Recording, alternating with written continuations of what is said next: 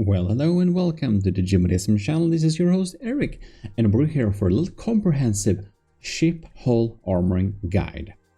So we have this little beautiful hull from our Army of GMODISM Commissioned Officer Commander Ali, and I'm gonna use this as an example in this video for making, armoring your hull. One of my favorite places to complain about armor is Reddit, because a lot of people post some pictures on good armoring setup ? And for example, this is not very good because we have it's good we have backed metal by heavy armor, but it's too much heavy armor. This is going to be too heavy. We don't have a full air gap, which is bad. These are turned the wrong direction. This one is completely unnecessary and doesn't make sense. And it doesn't float. This doesn't float. Here we have a new one, and this is not good either, but it's much better than the previous one. We have a lot of metal, which gives some good float, but we have really thick blocks of wood here, which does make cheap health points. But the weird thing is that we got a full airspace here, it looks like, which is good. But then up here we have spall catchers out of wood. It's like, why? Here we do have mostly a space, which is acceptable. But if we could move the wood block to this direction and then have a completely free space here, and preferably a lining of metal wedges too. But the alloy here and the wood here does give float, which is good. So this is acceptable. But we don't provide full air gap, so it's going to be pretty useless against plasma or something like that. Thump damage, of course. Look at this, here we have another one, but here we have actually have someone that has done rigorous testing, which I absolutely love. Don't know about the results, I won't comment about the results of that, but I love good empirical testing. Here we have more stuff. I promise you, it doesn't end. Like here we have a lot of beam slopes that are just unbacked. This will get destroyed very easily. And look here. Here we have another one. 2 meters of metal at the surface. That's acceptable. Then wood against HESH you need this is called the spall liner. And then we have a spall catcher, but we don't have a full air gap. This shouldn't be alloy. The metal should be moved here. We should have a full air gap. I promise you, they never end. It's endless. It's endless, I promise you. It's every day somebody posts about the armor somehow. I already made the armor tutorial, but you know, for those who want a ship hull specific armoring guide, well, we're gonna do that today. Look at this, for example. Metal surface is good, but then we have this immediately. Why do we have alloy? That should be metal. The core could be alloy if you want it to be lighter. Okay, I promise I stop complaining now. Oh no, but this one. Why do we have a plick that way? That is okay, works. But oh no, the era is not backstacked. They're just gonna go up in flames. And they should be more surface level. Look at that. And oh, so much heavy armor, and we don't have metal on the surface. Look here, the sin of beams. Beams is a... What are we doing here? Look. Are we expecting to get damage from only above or below? It looks like it. And look here, so much metal in the bottom. Are you expecting like heat torpedoes or deep water coming straight from below? I never seen those in the game. Mortar is a much higher risk, and here there is like no armor. Look, this is actually much more okay. Yeah, acceptable. Not great, but acceptable. Okay, last one, I promise. So this user is asking if it's good armor to take out the Scarlet Dawn. And this is perfect. It's very good. Wood on the outer backed up with ammunition, with fuel tanks and a nuke with AI. Approved. And while we're here, this video is sponsored by GMODISM page on Reddit. This is the best place if you want to suggest videos that you want me to do. You can go to the Reddit and suggest a video. That's the reason I created the GMODISM subreddit. So yeah, go join and suggest videos. Or shitpost, I don't know. Alright folks, so we did the complaining already. now let's get to this actual video. This is not a whole shaping video. I already done such tutorials, but I'll make some new ones as well, but whatever. There is Hawkins who made a really cool whole shaping tutorial too, if you want to really nerd into making super realistic stuff too, by the way. In any case, this is going to be a whole armoring thing. So most people tend to build the general shape of the ship first and then put in the armor. So that's the scenario we're working with. And as said, Lieutenant Ali, she provided this beautiful, Commander Ali provided this little beautiful hull we should be working with as an example. And as I talked about, a ship hull, it's good if it floats, you know. A hull that's not floating will require that you go into the water tab and snatch some air. I fucking hate my Lenovo computer, I just have to say that. Never buy Lenovo. It gives me so much issue. Anyways, whatever. Air pumps, very beautiful. You can see that they give float. But when we're working with bigger ships, like this is going to be a bigger ship, and when you have air pumps and you're in combat and stuff like that, it's gonna lag. It's gonna lag real bad, especially if you bring your air pumps to bigger ships like plus million, 2 million ships with air pumps. That lags a lot. So unfortunately, until they fixed the air pump issue, you can't really make a metal ship and have lots of air pumps in it, unless it's, you know, a smaller ship, then it doesn't really matter. But for this, we need to make the ship float by itself. And the only way to make things float is by using blocks that float. Reinforced wood does float, yes, but it's not very good at doing that, so we ignore this block. I think rubber technically floats as well. Yeah, and glass apparently floats pretty well. I don't know how, but the real floater is alloy. It's the most floaty block. Wood is a pretty floaty block as well. It's actually exactly as floaty as glass. I don't really know how that works, but wood is an acceptable floater. But alloy is, as you can see, more floaty. So alloy is the best block if you want to have float. And you can see this entire outside of the hull is actually built out of alloy. The hard part with, like the not good part with wood or alloy, of course, is that wood has abysmal armor rating. It's only 80. It's only 8, and it's gonna be just, it has low health, it's just gonna die. If you're gonna build things of wood, you need to make them real thick. Remember, 25 meters of wood cost as much as 1 meter of heavy armor. So that's the kind of bulk you need to think when you're building out of wood. And you come into an extreme block count if you're only gonna use wood, and it's not gonna be enough either. You need that armor class, and alloy has 35 armor class, which is okay, but metal has 40, and it is a big difference when it comes to, like if you look at a 4 meter beam, we have 1440 in health, and in metal we have 1680. And you're mostly gonna use 4 meter beams when building. You can see here that on longer blocks we have a health boost, extra health from 2 meter lengths plus 10%, 3 meter 15, 4 meter 20, and the 4 meter offset is plus 25%. So we kind of get rewarded for building with larger blocks in terms of armor, because then you use less blocks. It doesn't apply for, like, I don't know, gun parts, like the recoil absorber 8 meter doesn't come with a boost, but all the armor blocks does come with a boost when they're larger. So we generally want to build with 4 meter beams, you know.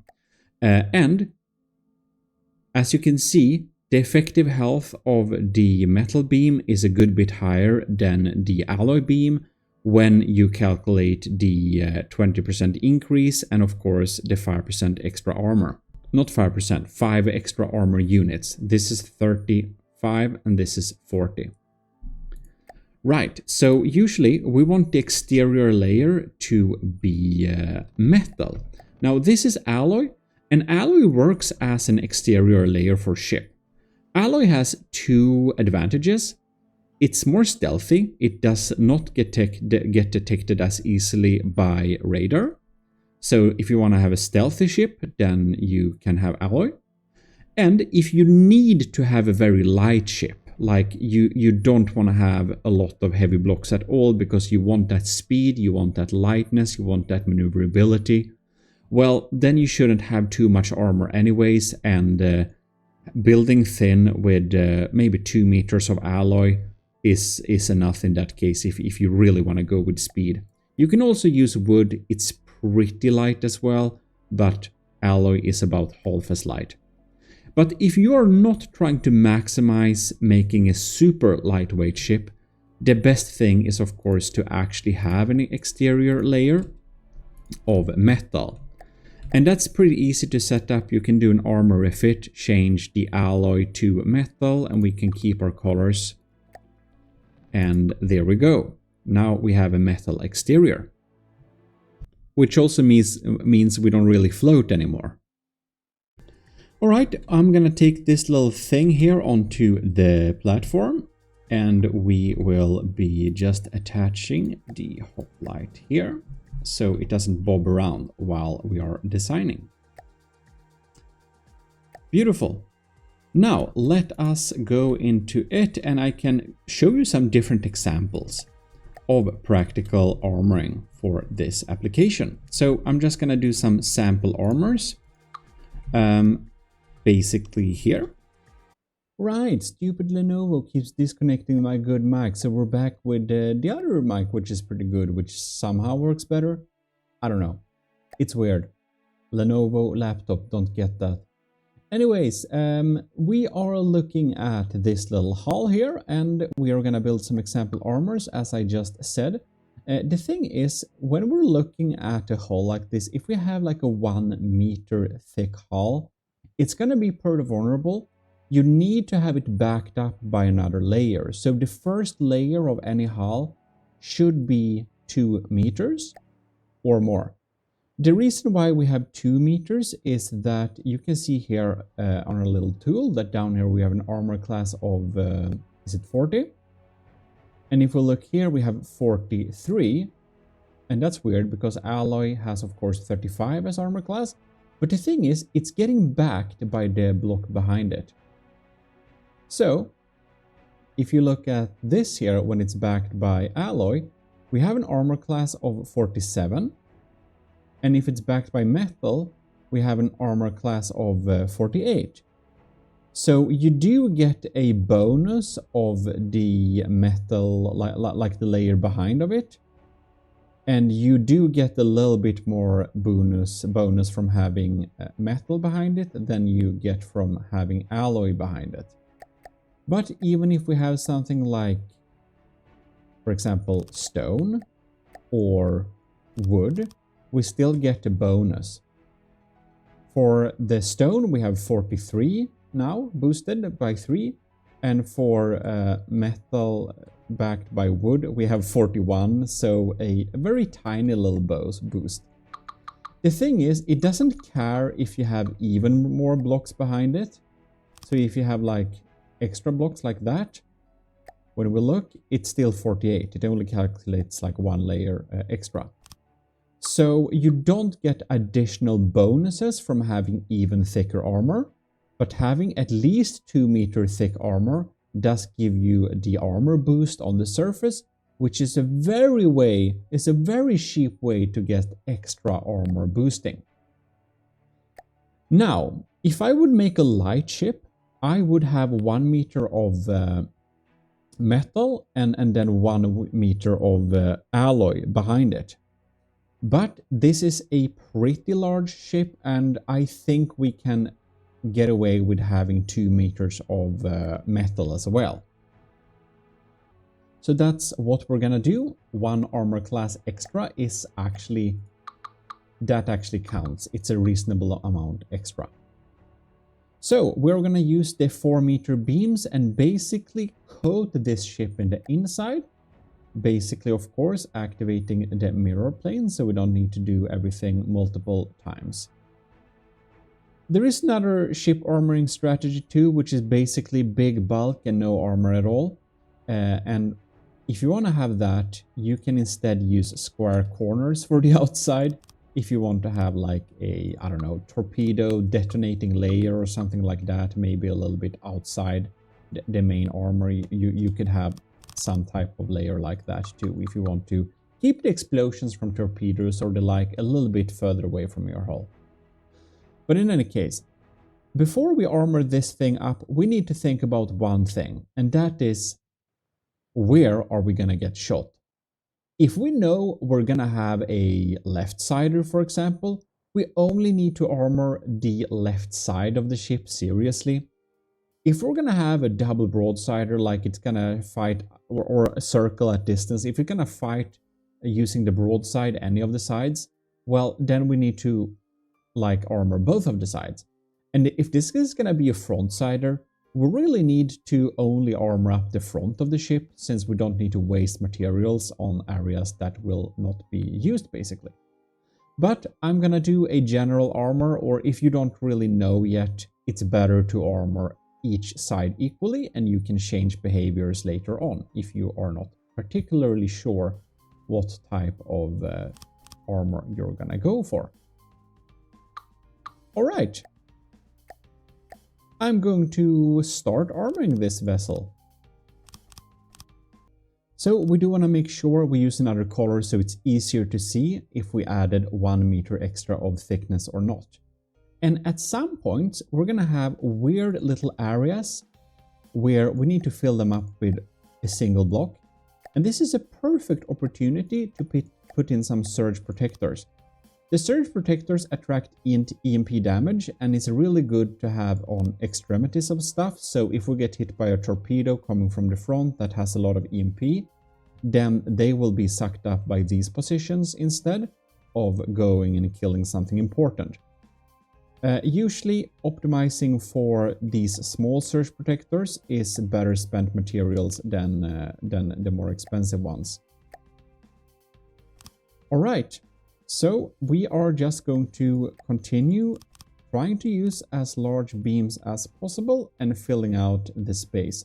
And as you can see in the front here, it's going to be a little bit crammed, and we don't expect to take like maybe full damage in the front here. So in this front here, we can leave it a little bit not that heavily armored. We can fill it in with alloy and stuff later if we feel like, you know, it's not needed to be fully covered with metal in the front, because then it can turn out to be a little bit front heavy. Since we can't even fit anything there, it's not important to armor it too well. Like, you need to think of where on your ship can you fit components, because the purpose of the armor is to protect said components. And if you basically are building a ship that's a lot of empty space, which is a good way, you don't need to armor all of that empty space. Now, this is going to be a pretty compact ship, however, so of course we're going to do the standard armor belt all around the ship, because that's also the most versatile way to do armor in case you want to upgrade or change your ship later on. Right.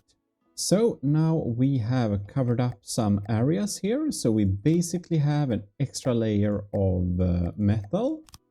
We got a couple of surge protectors embedded in the empty spots, so that we get some extra protection as well from EMP. And now we basically come to the next part of the armoring, which is, what should we have as the next layer? And usually we could go and set a spall catcher right away. And if you wonder what a spall catcher is, you are basically having a layer.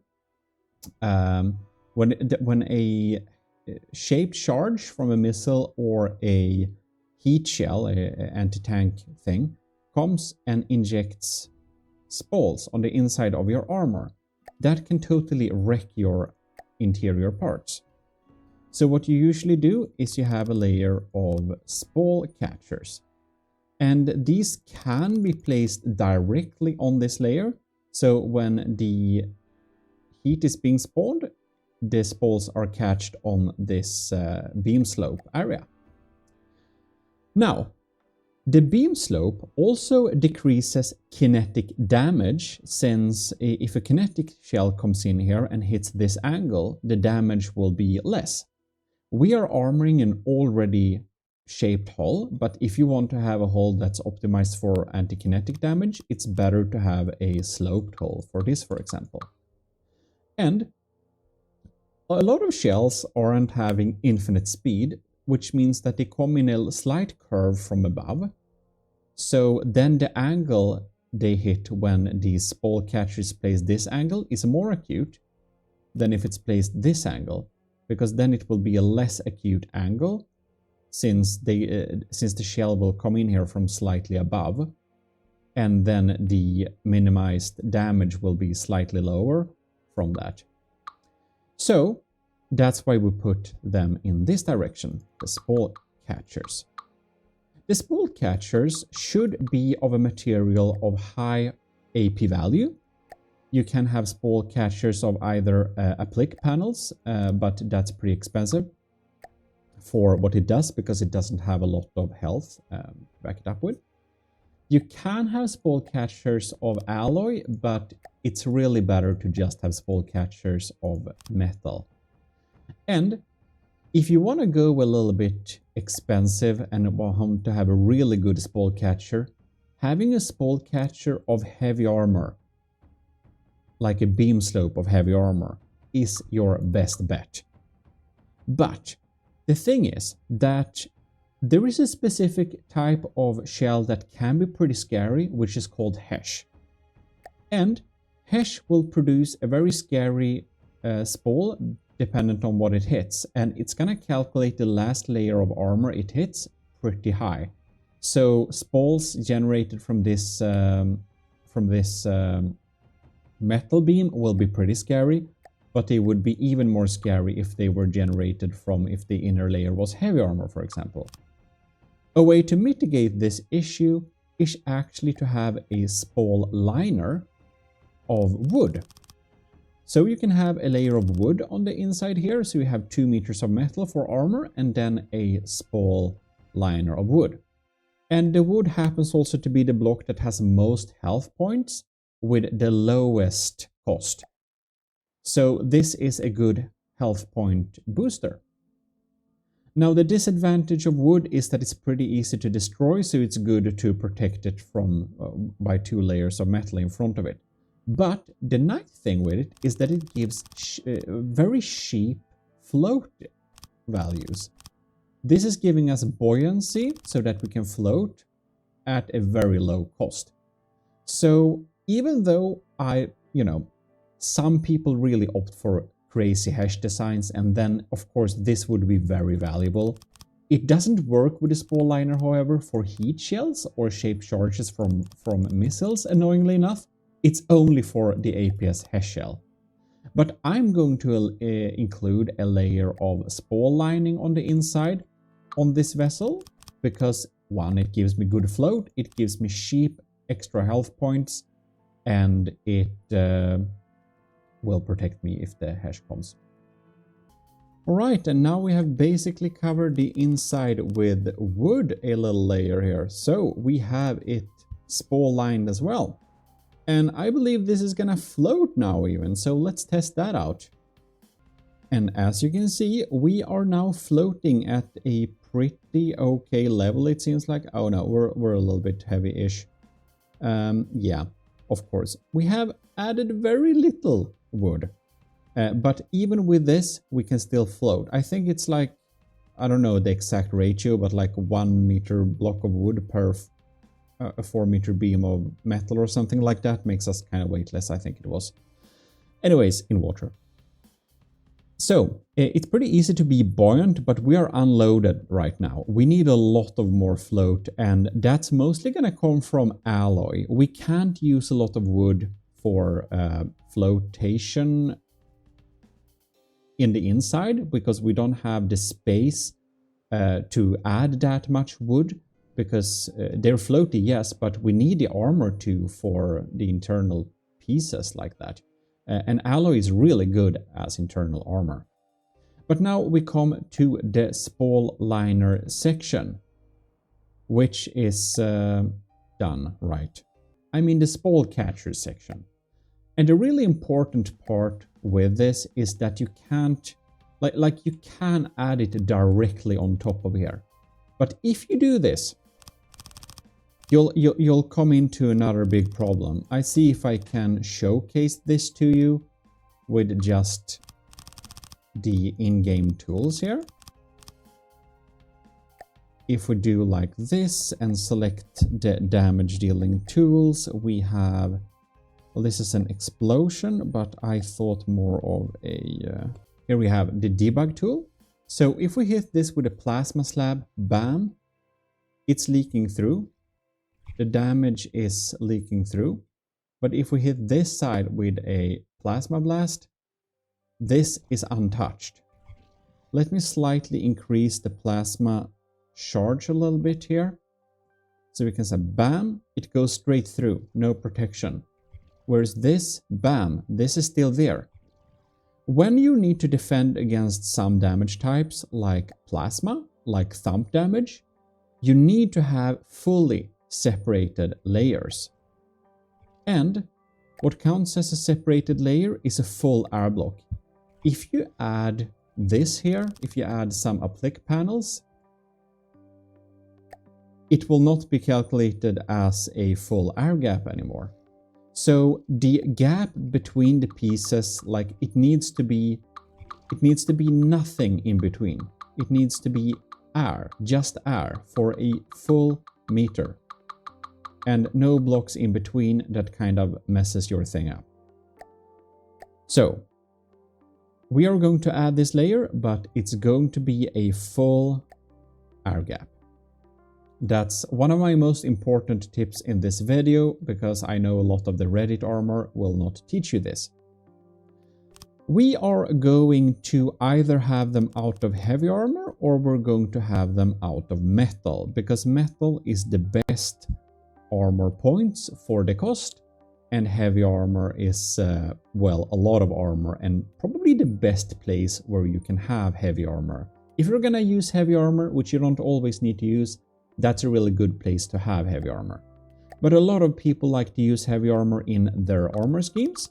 So for this hoplite, we are going to have the pretty strong layer of a, well, a nice little spall catcher. I mean, did I say spall liner? I mean spall catcher of heavy armor all around the ship here. Remember that the beam slopes also get that health point boost. So try to avoid using the really small ones, and the big beam also have bigger health in general too. So even if it gets a little bit offset, it can be a smart idea to prioritize using the beam slope. And of course, on some areas, you can just turn a beam slope another direction and you have it covered.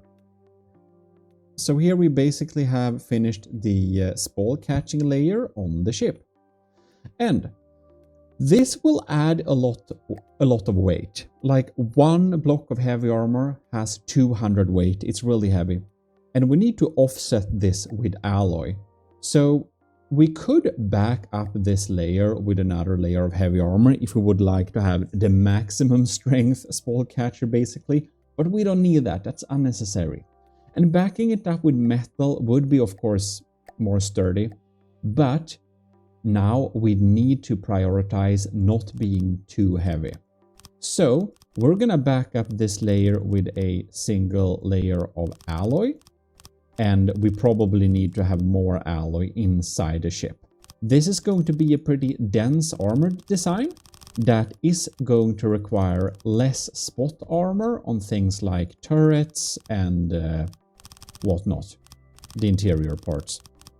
It is good to understand the Citadel theory of armoring things that need to be armored and just not armoring things that don't need to be armored as much. And if you do that, you will save a lot of materials, because armoring everything can be a little bit expensive. If you have a bigger ship, then it can be a good idea to perhaps have a little thinner armor on large parts of the ship and have a lot of more armor on important parts like the turrets. And the Gimli class is a ship that does give you a good example on how such an armoring scheme could look like, if you want to check that out. And in the absolute most front part here, it's going to be just armor and nothing of importance really. So then it can be good to just have this little layer here instead. Just move it a little bit. And then you protect everything in front of it here, and you can have some less important stuff here. Maybe a less important defensive turret or something like that you can kind of afford to lose. Well, we're going to continue to back these metal beams up. And remember that backing them up by a high armor block like Alloy has reasonably high armor does give the heavy armor a little armor boost as well. So yeah, and this will provide a reasonable, strong, all-around armoring scheme. 2 meters of metal, a optional little spall liner that adds a lot of flotation too, a spall catcher layer of heavy armor, which is going to be a very sturdy alternative, and a layer on the inside lining it with alloy, giving more internal armor, armoring boost to the spall catcher, and of course flotation. Let us test if this thing now floats, despite all the heavy armor. I do suspect we might need a little bit more alloy to make it float, but you always have the option of active flotation, which is basically up props. A lot of people use it, but what you can add is just really thick bricks of alloy here on the inside, or wood too if you need to save the costs. One thing that can be pretty good with having alloy and wood on the inside is that they don't get damaged as much when they are here on the inside. Like just to show you, like one of these blocks costs like 4 materials, and we could fill this area with wood and we should now be floating. And as you can see here, when it's filled up, we are now kind of ish floating. Yeah, we are floating, but pretty low. Heavy armor is very heavy, very, very heavy. An easy way to swap this out to, if we would like to make it lighter, is of course using the V menu and just refit heavy armor to metal. We can do that. We're not going to do that right now though, but maybe if we can't make it float reasonably, that's something we can do. So just to show you an example here, if we are wanting to build with this type of heavy armor, where we have a heavy armor beam slope spall catcher, which is very good, but if we want that type of heavy armor on a ship that's this small, we need a lot of alloy to make it float, and that will also be a great amount of armor. Like this block of alloy will be really hard to get through, and it will protect your ship very well. I'm not the biggest fan of having super heavily armored ships. I like to have a lot of empty space in them, because of course this means that this ship now costs 120,000, and that's only armor. But what you basically do is you can fill out the areas where you're not going to have systems, and it's good to have different compartments where you can have different stuff within them, so to say. Now, that's not generally the way I tend to build the armor, so that was just to show you. This ship will be a little bit heavy with the heavy armor beam slope spall liner, so I actually think that we should be replacing that with metal instead and go for a lighter design. I am guilty of using a lot of op props on some of my designs, but it's actually not optimal. It will take unnecessary engine power, So I feel I shouldn't show you how to set up a prop design ship in a Armour tutorial. So we're gonna make it properly without relying ourselves on up props. Even though many use them, I'm gonna show you how to do it with only Armour. And that process is pretty straightforward. We'll just add a random material container and then we can go into the Armour refit. So basically what we want to do here is we want to remove the heavy armor. So we're going to change the heavy armor to metal. But to be able to swap it specifically, like the if we want to make sure we can isolate this, let's see here. I think it's the, can it be down here maybe? Yeah, we can select the color which we don't use for anything on the ship right now, and we can refit it to specify this color, because if we do that, we can filter blocks later on. So if we want to swap this back to heavy armor, we can just make sure it's paint 25. So that's kind of a handle trick. And now when we set ourselves into the water, we should be much lighter, as you can see. We basically sit at the waterline level now. Well, if you would want to have a very lightweight ship, one thing you can do without sacrificing too much of the armor is of course changing the metal down to alloy, which is below the water surface. So you can kind of change the metal that goes below the water to alloy instead, and then you will be much lighter, and you will also add flotation.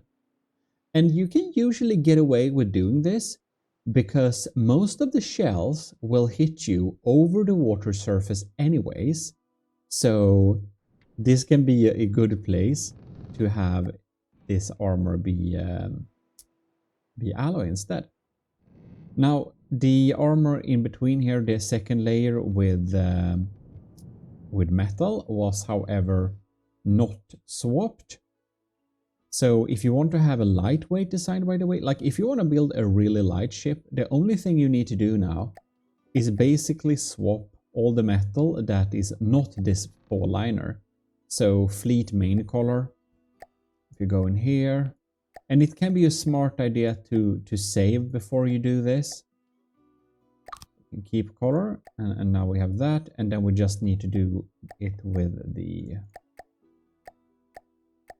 alloy color 0 and metal. Oh no, now I did the wrong thing. So that's if you mess up, it can be hard to go back, right? So if we do like this, metal color 0, and then we refit. Okay, beautifully. So now we have basically created a lightweight ship, which is gonna be about as light as you can go, with a little spall catcher here. I mean, I think I mix up the words all the time. That's not good. This is the spall catcher. The wood is the spall liner. Spall liner is, many people skip on that, and it's not as important. Spall catcher is good. Anyways, this is now a lightweight design, which is pretty okay armored anyways. And if we try to do like redo replace thing, it's gonna do it one block at a time. So it's gonna take absolutely forever, which is probably why you don't want to do it like this. You want to save before you refit something, right? Right, so I loaded the previous version, so we have alloy as inner armor, and then we just swapped this to heavy armor.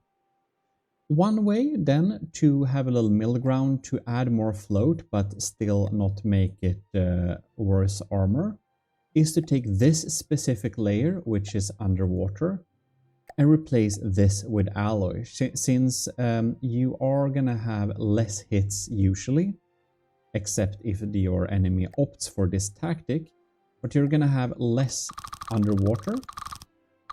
So then you can basically have alloy here and then increase your lifting capabilities without sacrificing much armor. something like that. And the surface layer of the armor is still gonna be metal, which will be good for deflecting shells and stuff like that. Get a little bit less armor boost for the block above, of course, but it doesn't really matter that much. The most important thing is that that surface level is metal for the optimal performance for that part. We can just do like this, do a few of them, and you can see I chosen another color to swap it to.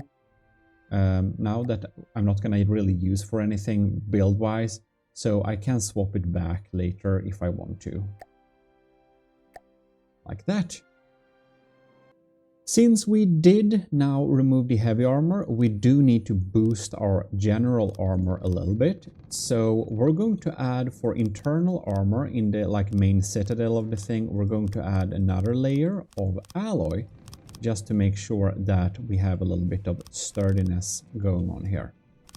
So I'm just going to fill up and add another layer of alloy. And this will, of course, also have help with flotation, which is going to be quite needed later on when we have turrets and stuff like that.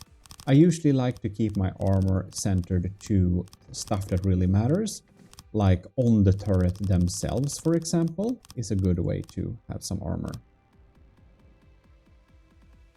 Right, like that.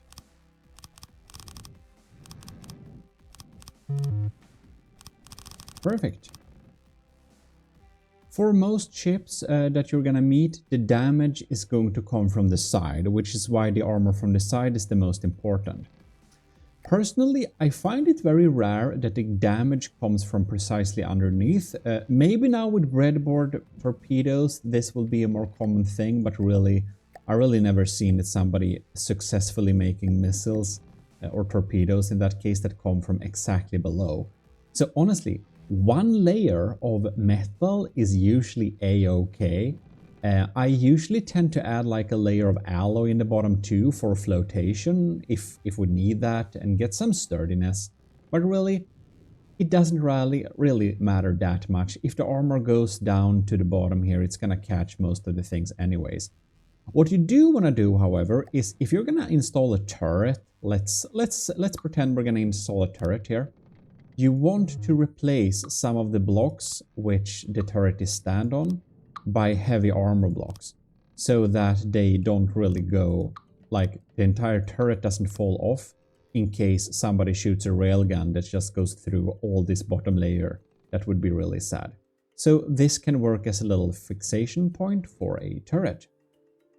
And you may also, you should really use turret armor on the turret, but other than that, you want to have some armor around the turret. Turret well armor, we usually call that. And when you go here into the sub-objects mode, you have some different templates that basically show you how turret armor should look like. And it's basically this metal portion of it.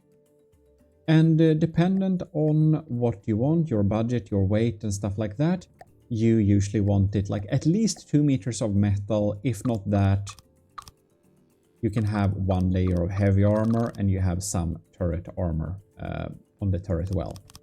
And as said, it's good if the turret also is armored. If you want to easily design turrets, you can go to the build platform Mark III. And here you also find, let me see the control panel, some turret templates. If you want to see here, the white is where the turret is going to be, the red area is where nothing can be, and the green is the closest area where you can have the turret armor. And these are of course outlining the box within the turret fits in case you want to make a little bit more lazy turret armor, but you can basically design your own turret armor here. And bigger turrets too, if that is your thing. But anyways, here we have this one, and we have a turret which we can place here on this hard point, and we can have some turret armor around it too. Now, I do have my prefabs for turret armor, and honestly, I don't really know where this ship is gonna have their turrets yet, so this was mostly for to show you. If you want to have some heavy armor on some things that just cannot be destroyed, where the entire item is very important. Then it can be a good idea to go into the R tab and select heavy armor duct. So we have the 7x7 meter heavy armor duct. Do be warned that these cost 2,000 piece. But if you basically make a little box of this, you have something that has, like this block has 2,000 health. No, 2,000 cost, I mean. It has 37.5 thousand health. So it's going to take a lot of damage for this to be a hole in it. And then you can basically go and... it's more expensive than just using regular heavy armor, by the way. But if the entire piece just cannot be damaged, like the AI, for example, you can take this box. You can line the inside with rubber because you don't want your AI to be nuked by EMP, you know? And then you can go and, well, have fun building your AI inside this little compartment and make sure that you don't touch anything that is not rubber, because otherwise your EMP insulation will be wasted. Just a little quick extra tip. If you easily want to look at the cross section, you can click the end key and you have back front cutter. Just turn that on and you may need to drag this slider a little bit, dependent on where your starting point was. And now you can get a nice little cross section. So we see two alloy, we have metal, and then wood and metal, metal. Very nice. And you just turn it off here again. Another thing is that fragmentation and high explosive damage can spread in like crammed spaces. So it can be a really good idea to then section off portions. So if you have a portion in the front, maybe you have a little AA turret there, have 1 or 2 layers of alloy armor in between to make sure that any like explosive shockwave or fragmentation don't spread more than they have to. But really, you shouldn't really add these inner walls before you know what is gonna be in between the walls. But just do keep in mind to keep a little space between like your engine and your weapon and your AI compartment and whatnot, so that you have space for walls dividing the different compartment areas. You want to compartmentalize your ship a lot. And for redundancy, the general guide for like armoring your resources and ammo and stuff like that is that ammo boxes should be placed all over the ship where they are not very likely to be hit. So ammo boxes are smart to put wherever they won't be hit very much, but also at places that are not like super high value. Like you can put them here in the bow like that, it's not very likely to be hit there. Some of them, don't have all of them at the same place.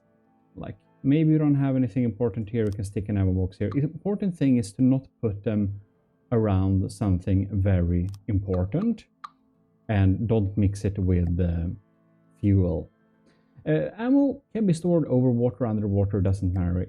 It doesn't really matter. But fuel boxes have to be stored under the waterline, because otherwise, if you can, because otherwise, when they get destroyed, they will create a flame, and that flame won't be any problem if it's underwater. So that's a little general tip on where to put that. Batteries should be put on rubber, you know, so they don't come in contact with anything metal or anything of the hull, because they are EMP sensitive and they may be killed by EMP, and if they are important, it can be smart to defend them. Now, there is a little special type of armor here, which is called explosive reactive armor, and that basically explodes when something hits it and makes it so that, you know, high explosive shells won't detonate really, or armor-piercing high explosive, or heat shells, they just stop them from activating, and that's really cool. Now, From the Depth is a different game. The fall block and the slope block, the only difference between them really is that the slope block costs half as much. No, they cost the same. Oh darn, they changed that. Anyways, the only difference between the half block and the full block is that the half block weighs less, apparently. But in any case, In From the Depth, you don't need to put this on surface on things. You can actually have it further into the armor so that when an armor-piercing high-explosive shell comes in here and hits this block, it will stop from activating. And it can be a really good way to stop armor-piercing secondary heat shells from ripping apart your interiors.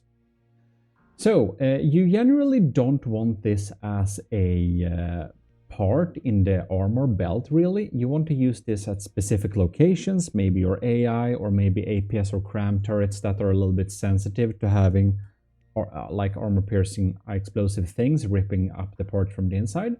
Then you can have them have a layer protecting them. And you can make a sheet of them like this, but it's generally not a good idea because when they detonate, they will kind of chain react a little bit. So what we do is we do something we called back-staggered era. So you basically separate them by blocks in this way. And now you have made yourself some back-staggered era. And this basically acts as a type of shield, and when this gets hit, only these 4 go off and the other ones stay intact. So back-staggered era can be a smart way to protect components that are pretty vital, and if you know that you're gonna meet enemies that have like a lot of armor-piercing high-explosive shells, then they can really save you some life. If you know or absolutely sure that most of the enemies you are going to meet are going to be that type of enemy that's just gonna throw a lot of armor-piercing high-explosive or armor-piercing frag shells at you, I would actually recommend putting the era layer pretty near the surface of the vessel, since then the armor-piercing part of the shell doesn't do a lot of damage, that the shell gets stopped as early as possible, basically. And for some turrets and other vital equipment, you can actually put some era on the top of it, like you would in real life. That's acceptable too, for that specific use. Otherwise, deep hidden back-staggered era where it matters is the better way to go. As of armoring the hull for this little video, there is only really one thing more to cover, basically, and that is the decking of the ship. A lot of modern ships use decking with like modern materials like alloy and metal, and that works fine. Then you know how to do. I would basically have a layer of metal or alloy, or 2 layers of metal or alloy, because you can meet some mortars, so having a single layer may be a little bit thin. Now, if you've seen the reinforced decking, that is a really good option when it comes to very small ships. So you can only have 1 layer of material and you need the wood look. Wood is very much better in terms of health and stuff like that. In terms of its cost, it's only 4 materials for 960 health. You can see this costs 12 material for 1200. So it's not really worth the material, but it can be good if you only can have 1 layer and you must have the wood look. My general recommendation for decking that can be a little bit thinner is have like 1 meter of wood at the decking layer where you want that, and then you back that up by just 1 layer or 2 layers of metal or alloy, and you have a pretty acceptable deck. Remember, most damage will not come from above, but some will, so it can be good to keep in mind. Only like 1 layer of wood on a battleship is just too little. There's gonna be a mortar, there's gonna be a cram shell coming and raining down, there's gonna be explosive VLM missiles raining down at you. So you need some type of protection, but generally not as much as the side armor, because generally damage comes from the sides, and if it doesn't, you need to design your ship around that. But the classical battleship, the classical warship type, kind of is weak to damage from above. That's why we used planes to sink ships and stuff like that. But in From the Depth, we can of course have a little bit better armor than they had in real life. So yeah, just have a layer underneath and then a layer of wood on top. When it comes to like areas like this is the outer line. There is nothing important being protected here. So for this portion, you can just have one layer of wood. It doesn't matter that it's empty underneath here. Like, you don't have to have it backed, like stacked with something behind it, since what it is protecting from above is other armor, no vital components. And as I said, when it comes to interior armor, generally put everything in alloy boxes inside of your ship, and it's going to be much more sturdy when the damage comes raining down. And as always, redundancy is key to survival. And I think that will cover this little comprehensive whole armoring guide. So maybe if you have been on Reddit and looked at all of those posts recommending different type of armors, I hope I could bust some myths and basically give you some better alternative. Oh, one last tip. If you're meeting plasmas that like the Singularity, you basically need to have as many layers as possible. Then you need to do specific armor, like onion armor. And that's the thing. Some weapons you need to design armor specifically against. If they come with something heavy like that, you need to either armor against it or just bring more firepower. But in any case, that will cover this for today. So big thanks for watching, and big thanks to all of the supporters of the channel.